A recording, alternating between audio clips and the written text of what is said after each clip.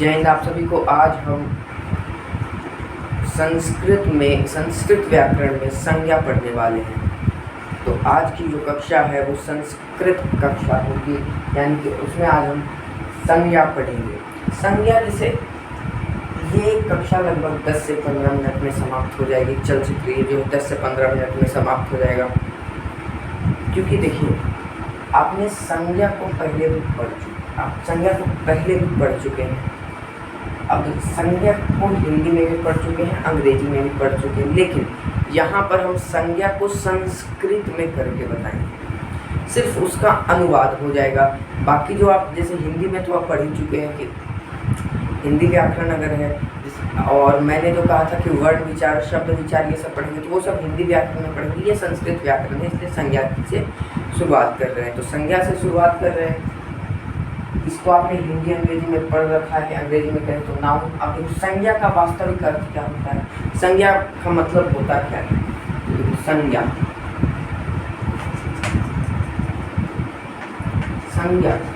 संज्ञा बराबर नाम। जहाँ नाम है वहाँ नाउन है, जहाँ नाम है वहाँ संज्ञा है। यानी कि संज्ञा का मतलब यही हो गया कि नाम, जहाँ नाम रहेगा वहाँ हमारा संज्ञा होगा। और व्याकरण में अगर सर्वाधिक किसी का प्रयोग होता है तो वही संज्ञा और सर्वनाम का, क्योंकि नाम है तो संज्ञा है और नाम नहीं तो संज्ञा नहीं। आपके घर में सभी के नाम होंगे। जैसे आप जिस दूरभाष यंत्र में देख रहे हैं उसका भी नाम, उस यंत्र का भी नाम दूरभाष है। संगणक यंत्र में देख रहे हैं आप, जहाँ बैठ के जिस मेज पर बैठ के पढ़ रहे हैं, अगर आप किसी भी पुस्तक को निकाल कर पढ़ रहे हैं तो वो सब क्या है? वो सब पुस्तक का भी कुछ नाम होगा। वो सब क्या है? तो वो सभी नाम हो, यानी कि संज्ञा। अब देखो संज्ञा की जो परिभाषा है हमें बचपन से रटाई जाती है। Noun is a name of person, place, animal और थिंग। किसी भी वस्तु, स्थान, व्यक्ति को हम संज्ञा कहते हैं। तो संस्कृत में भी वही होगा। संज्ञा पुरुषस्य पशुषस्य स्थानस्य वा नाम संज्ञा उच्यते। पुरुषस्य पशुषस्य स्थानस्य, किसी व्यक्ति को, स्थान को, किसी व्यक्ति को, स्थान को, किसी के मतलब जिसे संपूर्ण जाति का बोध हो रहा हो उसको, पशु को, मतलब जहाँ नाम है वहाँ संज्ञा है। यानी कि पुरुषस्य यानी कि हो गया हमारा व्यक्ति, पशुषस्य पशु या जानवर, स्थानस्य यानी स्थान, जगत, वा नाम संज्ञा उच्यते। पशु के नाम को, स्थान के नाम को, व्यक्ति के नाम को, ठीक है, ये सब जो है वस्तु के नाम को, ये सब जहाँ पर रह गया समझो वो संज्ञा है। ठीक है, संज्ञा की परिभाषा समझ में आ गई। 3-4 शब्द है, आराम से रट जा सकता है। 3 शब्द, पुरुषस्य पशुषस्य स्थानस्य वा नाम संज्ञा उच्यते। पुरुषस्य पशुषस्य स्थानस्य वा नाम संज्ञा उच्यते। आराम से याद, क्योंकि ये इसको याद करने में कोई दिक्कत नहीं है। पुरुष याद होता है। देखो इसको याद कैसे करना है। आपने पुरुष सुना है, पुरुष के अंतिम में, सबके अंतिम में श्यय लगा दो।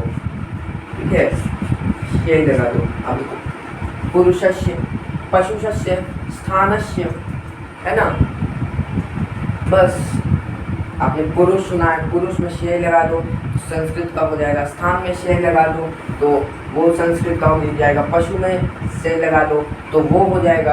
अब इसके नाम को संज्ञा कहेंगे। अब उदाहरण हम देख लेते हैं। उदाहरण में राम, श्याम, गीता, रीता, सब जितने भी नाम है सब ही संज्ञा है। अब जैसे बालक हो गया, राम हो गया, प्रेम हो गया, सीन हो गया इत्यादि, मतलब जहाँ नाम वहाँ संज्ञा, जहाँ नाम वहाँ संज्ञा। उदाहरण तो आप खुद भी लिख सकते हो, बालका, राम, प्रेम, सिंह इत्यादि। अब देखो संज्ञा के प्रकार कितने हैं। अब आप बोलोगे 5। संज्ञा के मुख्यतः प्रकार 3 हैं, लेकिन अगर कुल प्रकार कहें तो वो 5 है। अब देखो 2 प्रकार तो खामखा के बना दिए गए हैं। द्रव्यवाचक और समूहवाचक। मुख्यतः यहाँ पर संस्कृत भाषा में आपको मुख्यतः ही पूछा जाता है, मुख्यतः यही पूछा जाता है, यही 3 पूछा जाता है, यही आपको पढ़ना है, मुख्यतः ही आपसे पूछा जाता है, कुल यहाँ नहीं ये पढ़ा जाता है। अब देखो होने के 5 संज्ञा होते, कौन कौन होते? जातिवाचक, व्यक्तिवाचक, भाववाचक, ये 3 हो गए, जाति, व्यक्ति, भाव। बचा द्रव्यवाचक और समूहवाचक। तो द्रव्य देखो, द्रव्य यानी मटेरियल द्रव्यवाचक हो गया और समूहवाचक हो गया। ये दोनों जो है ये मुख्यतः में नहीं होगा, ये इंक्लूड होगा, ये गिना जाएगा हमारा, इसकी गणना की जाएगी कुल संख्या में। जहाँ पर कुल संख्या रहेगा वहाँ पर इसकी गणना होगी। तो हम आज जो पढ़ने वाले हैं ये 3 संज्ञा के बारे में पढ़ेंगे, वो है समान संज्ञा, सम्यक संज्ञा, अमूर्त संज्ञा। अब देखो संज्ञा के प्रकार, संज्ञा के मुख्यतः 3 प्रकार होते हैं। मुख्यतः संज्ञा त्रिविधा प्रकार भक्ति, ठीक है, यहाँ पर संति नहीं लगेगा, यहाँ पर भक्ति लगेगा, ठीक है। अब मुख्यतः संज्ञा त्रिविधा प्रकार भक्ति। अब त्रिविधा प्रकार यानी कि 3 प्रकार, ठीक है। कितने प्रकार हैं? 3 प्रकार हैं। अब बताइए कौन कौन से प्रकार हैं? सामान्य संज्ञा। अब सामान्य से तो नाम से ही समझ में आ रहा है, जो सामान्य हो, यानी सामान्य में आम लोग, यानी कि ये तो नाम से समझ में आ रहा है कि ये जातिवाचक होगा। अब सम्यक, सम्यक का अर्थ होता है व्यक्तिवाचक। अब सामान्य को ना, जैसे सामान्य की परिभाषा जो है उसमें जाति, सामान्य को हटा करके यहाँ पर जाति संज्ञा भी कहा जाता है। इसको आप जाति संज्ञा भी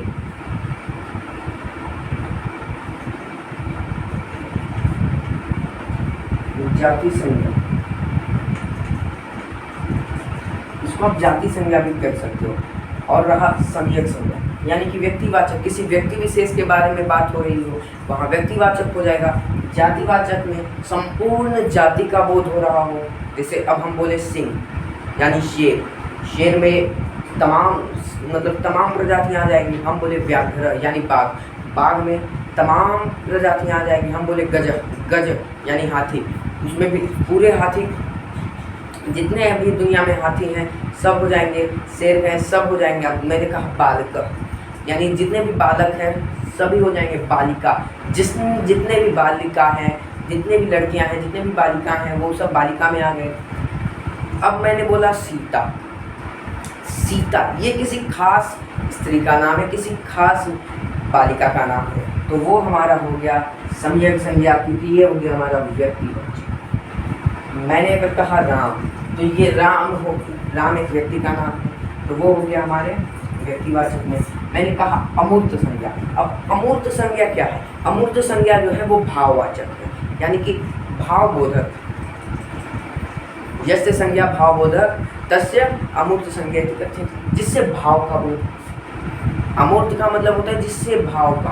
अब भाव को आप देख नहीं सकते, उसको सुन नहीं सकते, ना उसको सुन सकते हो, बस उसको आप महसूस कर सकते हो, ठीक है। तो अब भाव में क्या आ जाएगा? जैसे प्रेम, प्रेम को आप देख सकते हो, नहीं देख सकते, उस प्रेम को आप महसूस कर सकते हो, ना उसको छू सकते हो, ठीक है।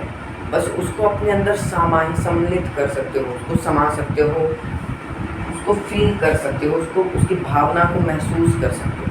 अब जैसे बुढ़ापा, बुढ़ापा देख सकते हो?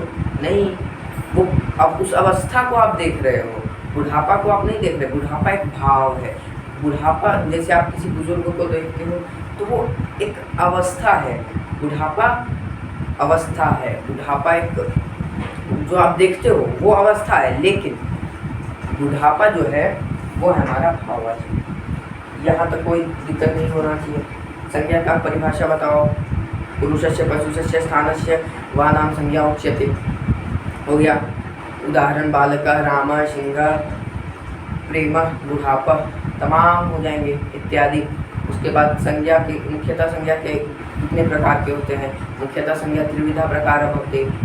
अब कौन कौन हो गए? तो सामान्य संज्ञा, सम्यक संज्ञा, अमूर्त संज्ञा, जातिवाचक, व्यक्तिवाचक, भाववाचक, ठीक है। Common noun, proper noun, abstract noun हो गया। यहाँ पर 3 संज्ञा है।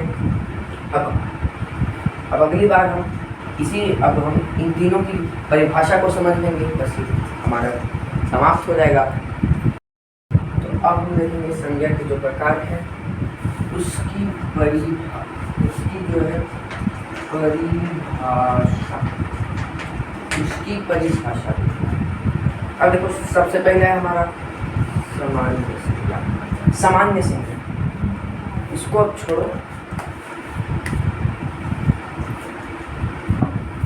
एकदम 5 मिनट में ये खत्म हो जाएगा। देखो सामान्य संज्ञा, जाति निर्दिशति या संज्ञा सा जाति संज्ञा उच्यते। जो जाति के बारे में बताती हो, है ना, बचपन से रटे हुए हो, समझे हुए हो, बस इसका हमें संस्कृत में अनुवाद कर देना है और फिर हमें पूरा समझ में आ जाएगा।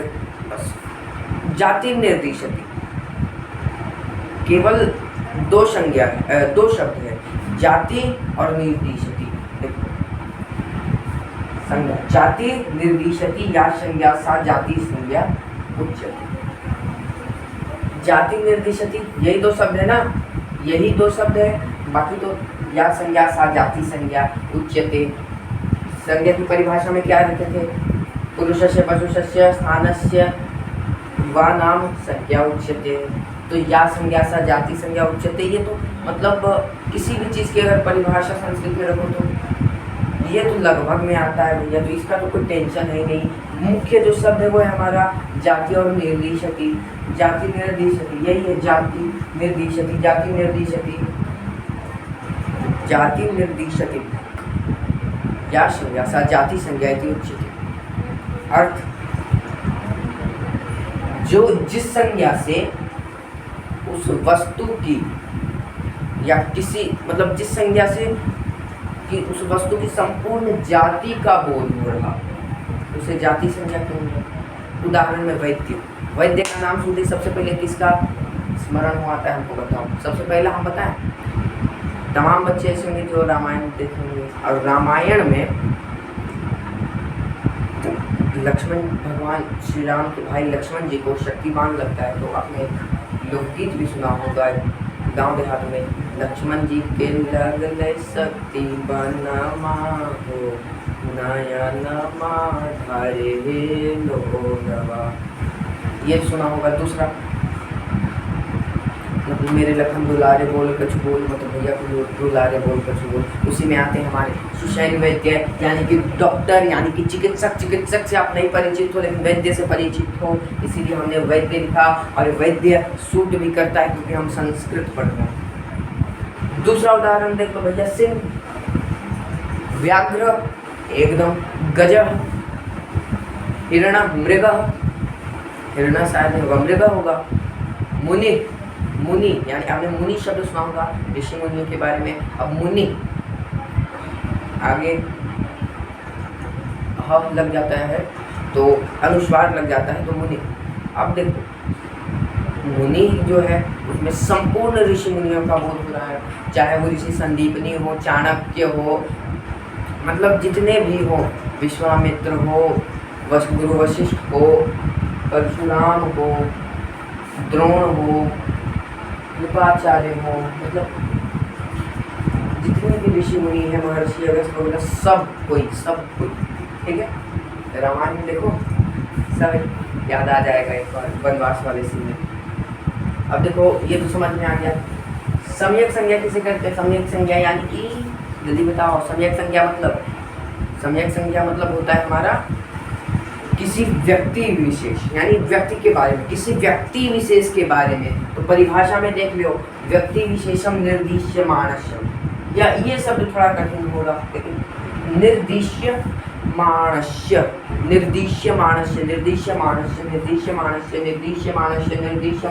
यहाँ निर्दिशति क्यों ना, यहाँ निर्दिश्यमानस्य, यहाँ पर अगर आप चाहे तो निर्दिशति भी प्रयोग कर सकते। तो व्यक्ति विशेषम निर्दिशति या संज्ञा सा जाति संज्ञा उच्यते, ठीक है। यानी संज्ञा के उस भेद से जिससे हमें किसी खास व्यक्ति के बारे का बोध हो, उसे हम क्या कहेंगे? व्यक्ति विशेष कहेंगे। अब उदाहरण में राम, श्याम, अर्जुन इत्यादि, रावण, हनुमान, देवराज, अनिकेत, आनंद, मतलब जितना भी अभिनव ने नाम ले लो, जितने भी नाम हैं, सीता, गीता, रीता, स्मिता, सिद्धार्थ, तमाम नाम, फिर जैसे और भी किसी चीज़ का नाम ले लो, जैसे हमारी संस्कृत के पाठ्य पुस्तक है मणिका, रुचिरा, भास्वती, कुंजिका, ठीक है। तो हिंदी में होगी क्षितिज, कृतिका, तो किताबें, कॉपी, जिस सबका नाम हमारा संज्ञा हो गया। और जो एकदम उसका उचित नामांकन बता रहा है वो है हमारा सम्यक संज्ञा, यानी कि व्यक्तिवाचक संज्ञा।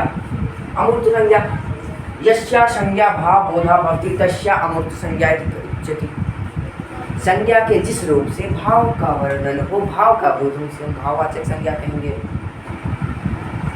हो गया, इतना आसान था। अब उदाहरण में देख लो, हास्य, प्रेम, वृद्धावस्था आदि, ठीक है। हास्य, प्रेम, वृद्धावस्था आदि एक बार फिर से रिवीजन कर लो, मिटा के एक बार फिर से रिकॉल करेंगे। सामान्य संज्ञा, जाति निर्दिशति या संज्ञा से जाति संज्ञा इति उच्यते। व्यक्तिवाचक सम्यक संज्ञा, व्यक्ति विशेष निर्दिश्यमाणस्य या संज्ञा से जाति संज्ञा इति उच्यते। अमूर्त संज्ञा, यस्या संज्ञा, यहाँ पर ये यस्या संज्ञा भाव बोधा भवति तस्या अमूर्त संज्ञा इति उच्यते। चलो अब इसको निकालते हैं।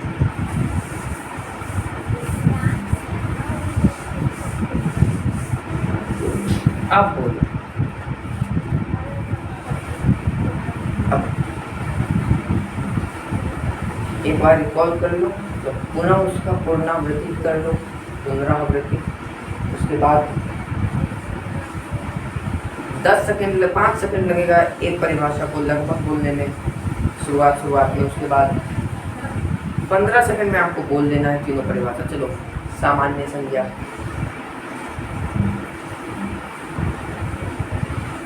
5 सेकंड से ज़्यादा हो गया। सम्यक संज्ञा बोलो अपने मन में।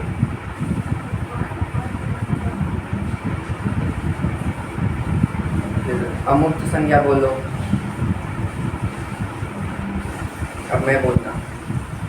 सामान्य संज्ञा, जाति निर्दिशति या संज्ञा सा जाति संज्ञा उच्यते। व्यक्ति विशेषम निर्दिश्यमाणस्य या संज्ञा सा व्यक्ति विशेष सम्यक संज्ञा इति उच्यते। और अमूर्त संज्ञा, यस्या संज्ञा भाव बोधा भवति तस्या अमूर्त संज्ञा इति कथ्यते। तो ये था हमारा कक्षा 9 में बोल रहा हूँ। ये था हमारा संस्कृत व्याकरण का संज्ञा पाठ। आपको समझ में आता होगा। मिलते हैं अगले चलचित्र के साथ। तब तक के लिए जय हिंद, जय भारत, वंदे मातरम।